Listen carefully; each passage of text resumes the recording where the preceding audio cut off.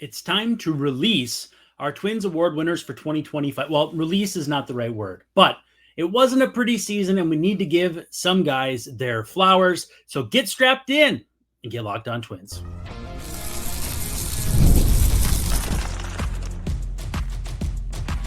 You are Locked On Twins, your daily Minnesota Twins podcast. Part of the Locked On Podcast Network, your team every day. Well, hello again, and welcome back to Locked On Twins, another edition of Locked On Twins. I am your host, Brandon Warne, and I've been watching the Twins for 30 years, covering them for about half that long. And I appreciate you visiting Locked On Twins, making us your first listen every day. We are free and available wherever you get your podcasts, as well as on YouTube. And of course, as part of the Locked On Podcast Network, we are your team every day. Love to hear from you as an everydayer. We got some things cooking on that front too. So please feel free to be active in the comments. Make sure you like and subscribe on YouTube. Give us a 5-star review wherever you are able. And again, come hang out with me in those comments. Love to hear from you. I'll try to put some polls in the live shows too on YouTube. No Dave Brown today. We'll see what happens with getting him back here in the near future. Not feeling too good, but we will hear from him hopefully very soon. On today's episode, we will be handing out Twins season-long award winners. Not gonna lie, stole this immediately directly from Aaron Gleeman on The Athletic. Now, with that said, I've named the awards, so they're gonna have names, and I handed out more than just, I think he did 5. So we'll get into that. But before we do, I do need to tell you that today's episode, is brought to you by Gametime. Download the Gametime app, create an account, and use code LOCKEDONMLB, and you'll get $20 off your purchase. That's right, Gametime. Go check them out.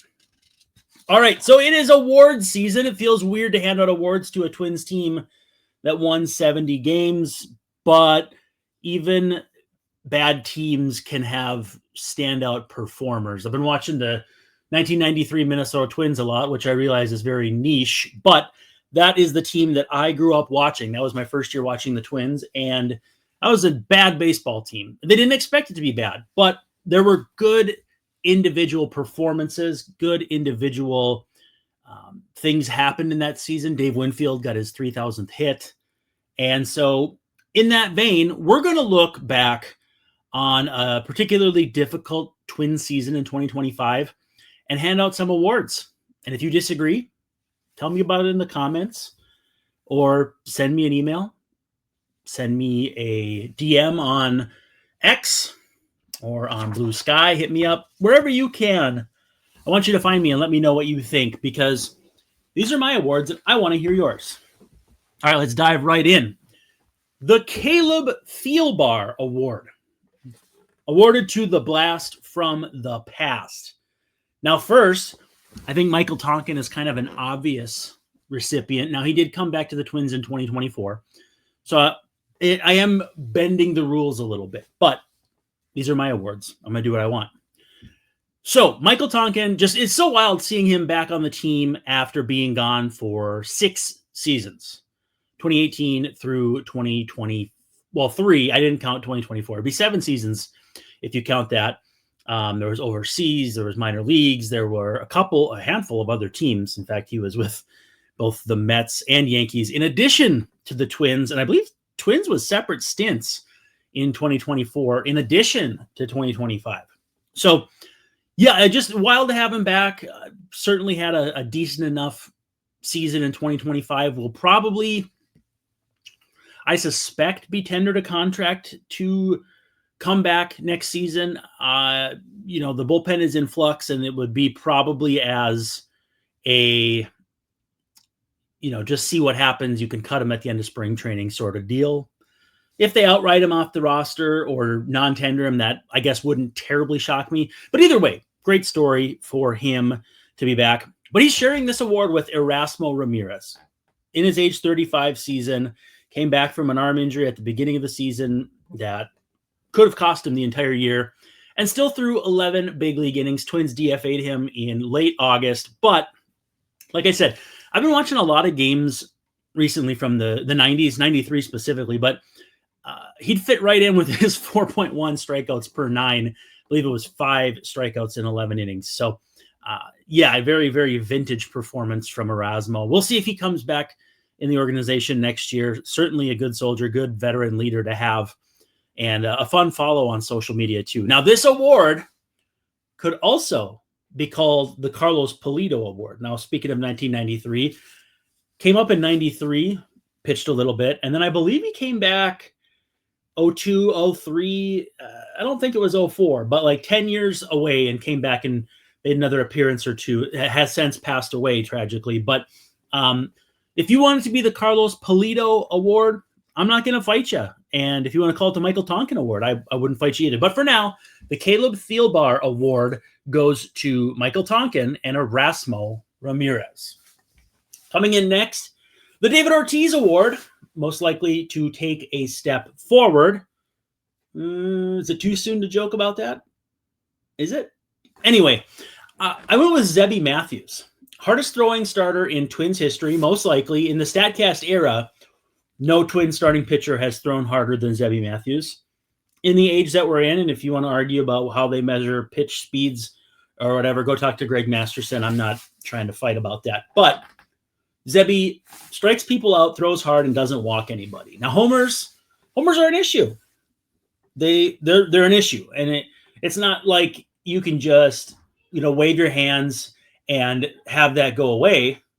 However, it's something that I think he can improve upon and figure out how to do better moving forward.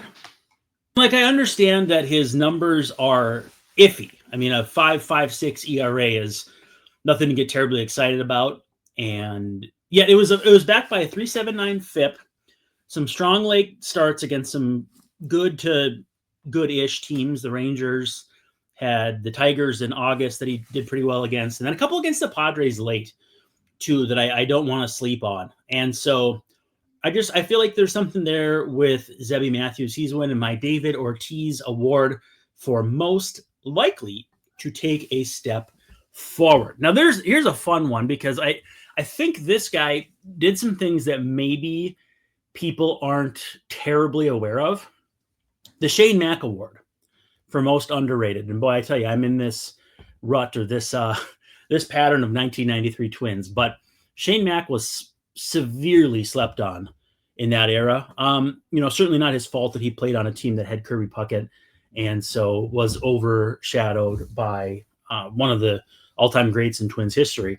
But Shane Mack, most underrated award, goes to Simeon Woods Richardson. And I need to give some love to Sim that I wasn't giving late in the season, because I talked an awful lot about who's going to move to the bullpen and who's going to do this and who's going to do that. Fun fact, he's the only Simeon in MLB history. Prince Fielder's middle name was Semien, like Marcus Semien, and Marcus Semien is Semien, it's not Simeon. But the only Simeon in MLB history, and he had, this is the actual fun fact, a 2.33 ERA in 27 September innings, 36 strikeouts, 9 walks, 2 home runs allowed. Sneaky good in September.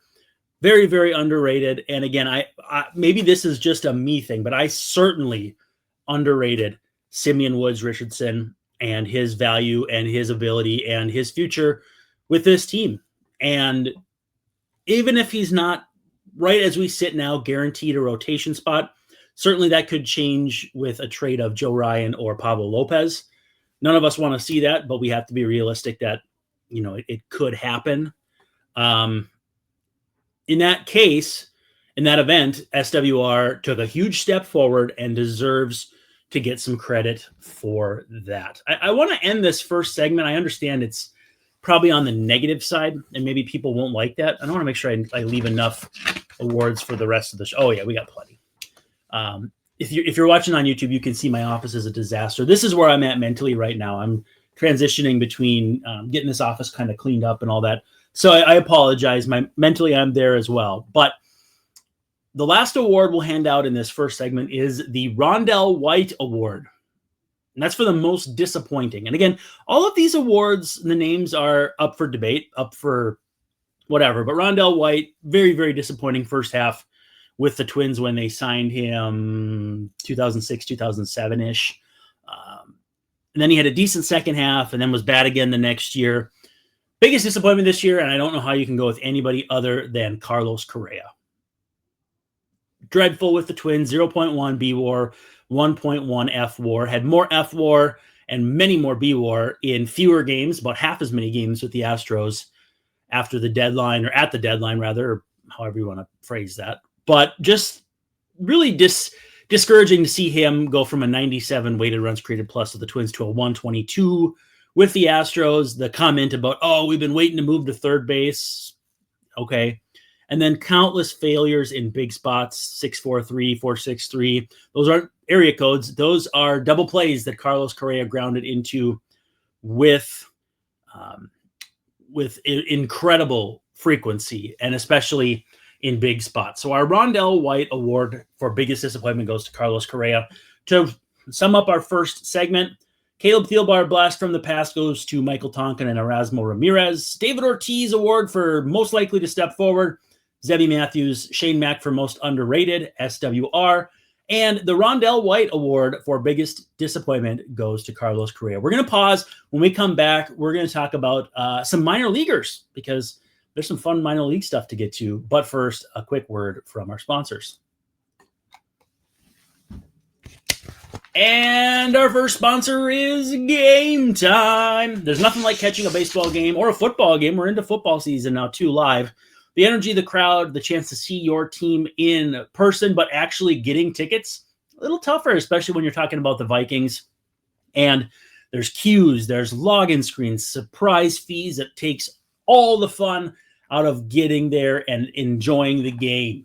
And if you can't get tickets, that's where Gametime wants to help. That's why I use Gametime, the app that gives the advantage back to the fans. I call it the advantage, but I don't think it's going to catch on. Gametime is fast, easy, and backed by the Gametime guarantee. You'll always get 100% authentic tickets delivered on time and at the best price.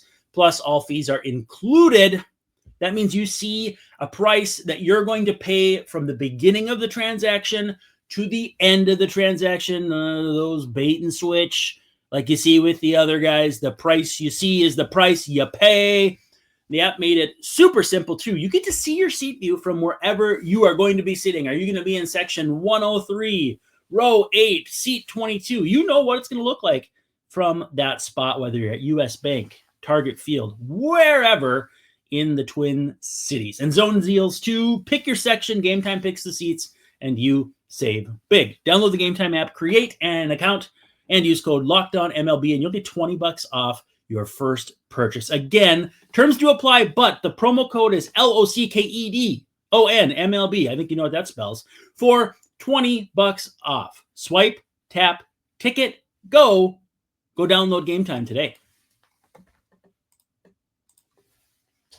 All right, we are back in business with Locked On Twins end of season awards. Again, the inspiration for this stolen directly from Aaron Gleeman. I guarantee you he's not listening, but if word gets back to him, sorry, not sorry, or sorry, but imitation is the sincerest form of flattery. And honestly, I also named the awards and gave a few more, so it's different. There's room for both of us. This is not a tweeting about the Dodgers pitcher scenario and people having the same stats. We don't need to go into that, though. The next award for your Minnesota Twins, it's the Anthony Slama Award. And I'm having some fun with that one because Anthony Slama put up just bananas minor league numbers in the Twins farm system about 15 years ago. And just, for whatever reason, could not get a call up. Also true of Rob Delaney at that time, not the comedian Rob Delaney. Same name, though. Same spelling, all that good stuff.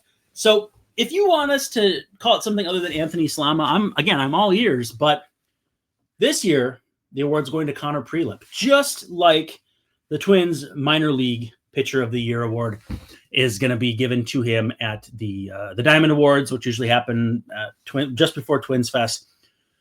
It's really hard to state or overstate, rather, how far Connor Prelip took a step forward. 82 2/3 innings pitched, which may not seem like much to the layperson, but triple the workload he had the year before, 23 1/3. 10.5 plus strikeouts per 9, kept the walks in check. 4.03 ERA, but 3.54 FIP. Had a higher ERA with St. Paul. Again, better FIP. And so it was the raw numbers at St. Paul, especially the walks, they're a little iffy, but the stuff looks good. And again, 82.2 innings gives him the baseline next year to maybe go 120-ish, 130-ish.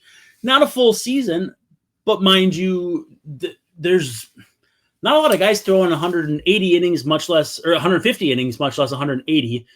125 is still a solid season. It's a solid season as a swingman. It's a guy, if all things go to plan and you shut him down late in the year because he's hit that threshold, that means things have gone well. But a lefty who's got stuff like we haven't seen probably in Twins history, again, accounting for how much things have changed in this day and age, you could certainly say Johan, Santana, and Francisco Liriano were better pitchers. But as far as stuff, they didn't have the velocity that Prelip can touch on a regular basis. But he is our Anthony Slama minor league pitcher of the year. On the hitter side, I call it the Matt Tolbert Award only because I was convinced in 2007, 2008 that Matt Tolbert was the answer to the Twins' second base issues. They went so far as to sign undead zombie Mark Grudzielanek to a minor league deal and didn't bring him up. But second base had been a problem spot post Luis Rivas with Brett Boone and, Nick Punto couldn't really settle in there. Speaking of Nick Punto, might be a managerial candidate. We'll have an episode on that here a little later on. But the Matt Tolbert Award for best minor league hitter for me went to Gabriel Gonzalez. Now, that certainly feels better as we watch Jorge Polanco tear things up this fall in the postseason for the Mariners. He's been just incredible. Hopefully the guy gets paid big bucks because he deserves it. He's been a phenomenal player this year, phenomenal player for the Twins. Had a year last year that, it was a struggle. He was on the struggle bus to Seattle, but he has totally redeemed himself this year. I've seen different takes. I saw Walker Jenkins, who also reached AAA, get this award at, I think, Baseball America. And there's discussion of, Kyler Fedko could be in play. Who am I missing? Oh, Kalen Culpepper was tremendous this year. I'm going with Gabriel Gonzalez because he had a tough year the year before, so he had a lot to prove. Not entirely unlike his counterpart in Seattle and Polanco, because they were traded for each other. But Gonzalez hit 329, 395, 513 across 550 plate appearances. Now, that's across 3 levels. So high A for a little bit, then double A, and actually landed at AAA and held his own. 161 weighted runs created plus at double A. That was where everything blew up. He was incredible in Wichita, got that call to St. Paul, and still acquitted himself quite nicely. A 121 there. Offensive environment's obviously different. It looks to me like AAA, that the division that the Saints play in is a bit more hitter friendly. Because, for instance, Carson McCusker only had a 103 weighted runs created plus, even though he smoked the ball the bulk of the season. So with that said, I thought Gonzalez acquitted himself well. Age 21 season, going into age 22. I don't know that the Twins necessarily have a star on their hands, but we talk about Walker Jenkins. We talk about Emmanuel Rodriguez, who also I considered for this because even in his minimal amount of playing time, well, not minimal, but diminished, he was exceptional too. But we don't talk about Gabriel Gonzalez enough. This is like when you talked about Joe Mauer and Justin Morneau, and you didn't talk about Michael Kadire or Jason Kubel. Now, again, not that he was as good as those guys, but he was the backbone of those teams. And I think you could make the case that guys who get forgotten like that still are deserving of being noticed. So Gabriel Gonzalez, you are noticed, you are appreciated, you are respected, and you are the Matt Tolbert Award winner for 2025. The Kent Hrbek Award, and I named it that for the best fielder. I thought about Greg Gagne. Thought about naming it for Byron Buxton, Torrey Hunter. You could go a lot of different routes. Excuse me. But I went with Kent Hrbek, who never got his just due as a fielder at first base or as an all-star, which was a sore spot for him. I went with Christian Vasquez. And now I know that that's going to be an unpopular pick. And I also tweeted that if the Twins could sign him for how much the Guardians are going to pay Austin Hedges next year, which is $4 million, I would do that. Defense matters behind the plate. Vasquez was plus 7.9 defensive runs on Fangraphs. No other Twin was higher than 2.3, and that was Harrison Bader, who, I'm conflicted about giving out awards to guys who didn't finish the season on the team. That doesn't mean I won't, and that doesn't mean I didn't. But they had Buxton down a bit. Single season defensive numbers, they're tricky. I thought Buxton looked just dandy out in center field, but I think Vasquez behind the plate, we have to be clear that, yes, he did not hit, but this is going to be a young pitching staff regardless of what they do this offseason. Even if they keep Joe Ryan, Pablo Lopez, who knows about Bailey Ober, there are going to be a lot of young pitchers who are going to need guidance. And I think that's something that Christian Vasquez should be leaned upon for. Guys like Sandy Leone have jobs year in and year out because of how they handle pitching staffs. And Vasquez is that kind of guy. Wherever he goes, when teams win and he's around, that seems to go hand in hand. Martin Maldonado, to some effect, was like that as well. He just retired a few days ago. I think that the offense does not tell the whole story for Vasquez, and I would not be disappointed if the Twins looked into bringing him back next year. And I also would not be disappointed if, I'm not disappointed with his defense. The offense obviously need to get the stick going, but I loved what he did coming back late in the season, showing he wasn't ready to shut it down. And, he could have done even worse things for his stats and his future, but he came back and did everything that you would like to see a leader do.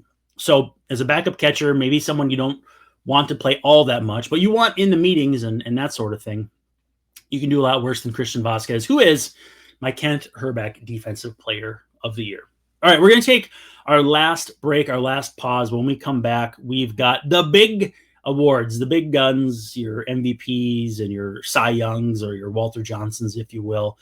But let's take our last break, and we'll see you on the other side.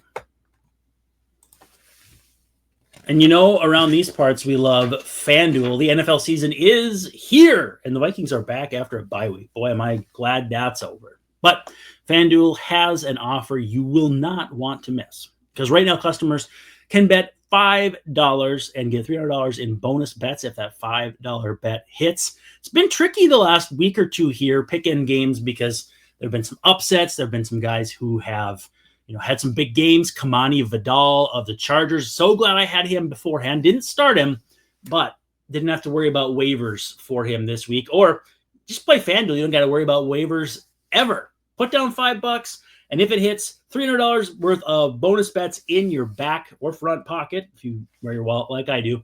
This is the best deal I think I've ever seen from FanDuel. Like I've told other people, I've seen put down 5, get 150, 200, 250, but never before now have I seen 300. And it makes watching football even more fun. You're already in on the action. Why don't you get some action on that action, whether it's same game parlays, all kinds of fun live bets, everything you can imagine is there waiting for you. You just got to get that app or go to FanDuel.com. So tell me, what are you waiting for? Go to FanDuel.com, download that FanDuel app, and get started. All right, now we are coming down the home stretch. We've got the big awards. In the last segment, Connor Prelip, minor league pitcher of the year. Gabriel Gonzalez, the minor league hitter of the year. And Christian Vasquez with Kent Hrbek, best fielder. I suspect that will be controversial, but that's okay. All right, we've got big 5 left. The Denny Hocking Award, most versatile. This is one I gave to a guy who left. Willie Castro, really no competition. 42 games at second, 13 at third, 5 at short, 37 in left, 1 in center, and 31 in right. Oh, yeah, and he pitched a game too. So no competition there. Willie Castro didn't get a ton of run for the Cubs in the postseason and didn't play exactly all that well after leaving the Twins, but was versatile. He was our Denny Hocking. All right, here are what I consider to be the big four. The Corey Koski Award for most improved, and the stories are endless about Koski improving his defense, especially in his career. I think he was one of the more improved Twins that I ever watched.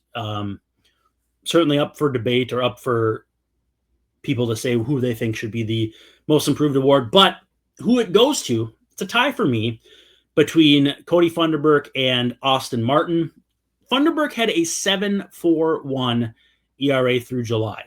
This is 0.75 from August 1st on. In 24 innings, looks like it could be part of the bullpen next season. Had more strikeouts per inning than innings pitched, or more strikeouts than innings pitched down the home stretch in those 24 innings from August 1st on.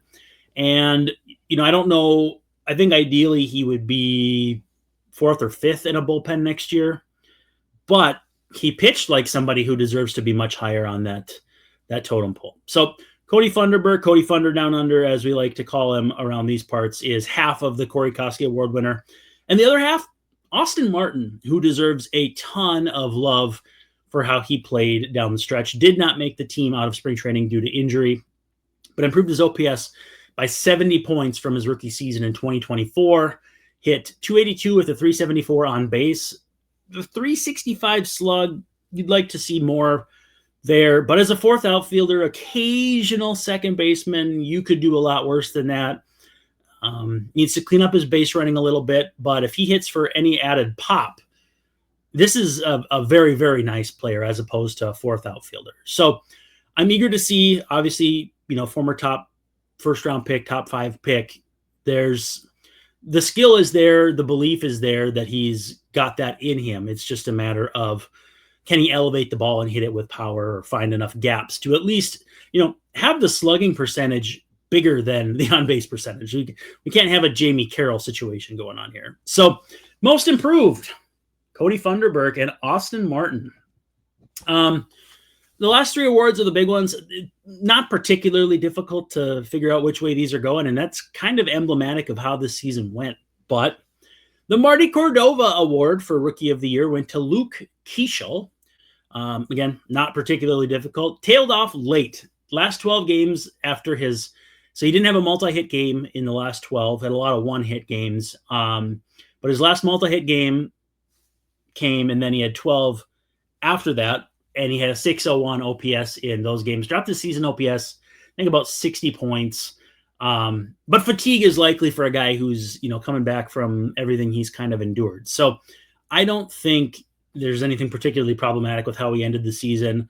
And then we'll see how, he deals from yet another injury. But hopefully this is, obviously this is not as serious as Tommy John surgery or breaking your, bone in your forearm. So assuming he's rip-roaring ready to go next season, it's going to be interesting to see where he fits moving forward, whether it's at second base or it's at, in the outfield or something along those lines. And then there were 2, the Johan Santana Award, or the Cy Young, if you wish. Again, easy one, goes to Joe Ryan. If Pablo Lopez had been healthy, maybe he makes a dent into that. If Johan Duran pitches for the Twins all season, maybe he makes a dent into that. But pretty easily, this one goes to Joe Ryan. Tough end to his season, made his numbers look a little more shaky than they were, but 10.2 strikeouts per 9, just a hair over 2 walks per 9. The home run rate, jumped late, but he's always going to be kind of in that, maybe he'll give up 0 homers, maybe he'll give up 3 area. He's going to split the difference more often than not, but it's a thing. It's just a thing. But a 2.72 ERA through his first 24 starts, and then over his final 7, 6.47 and 10 homers in 32 innings. So obviously not a strong finish, and coming after on the heels of a deadline where he was traded, he wasn't traded, nobody really knew. That's got to be difficult to come back from. It doesn't mean that he didn't didn't need to pitch better or whatever, but just understandably, he didn't pitch all that well down the stretch, and, we'll see what happens. But very easily gets the Twins Cy Young Award. And the MVP, I called it the Kirby Puckett Award, goes to Byron Buxton. I mean, what more is there to say? 5.0 Fangraphs WAR, played over 100 games for the second season in a row. First time he's ever done that. 136 weighted runs created plus after a 140 the year before. So seasons in a lot of ways, carbon copies of each other. Played a ton of center field. I thought looked perfectly fine out there, if not downright very, very good. Sprint speed was back. Just everything you could ask for from your MVP, and a real shame that a lot of other guys didn't carry their weight. So hats off to you, Byron Buxton. You are the Kirby Puckett Award winner for your 2025 Minnesota Twins. You are the MVP. And you, Twins fans, are MVPs for hanging out with me without Dave Brown, without the benefit of the Dave Brown. But we appreciate you hanging out, making Locked On Twins your first listen every day. For your second, you should try the Locked On Game Night all night. You can find it all night, but it's recorded after the games are done. Every game, every night until a World Series champion is crowned, and we're getting mighty close. Some of both of these championship series are looking like they could be dicey. So we're coming up on the end of it. Make sure you check out Locked On Game Night before it's over. It's local analysis on a national scale. Find it on Locked On MLB on YouTube or wherever you listen to your podcast. I'm Brandon Warne. I appreciate you greatly. Thank you so much for hanging out, and we'll see you tomorrow night.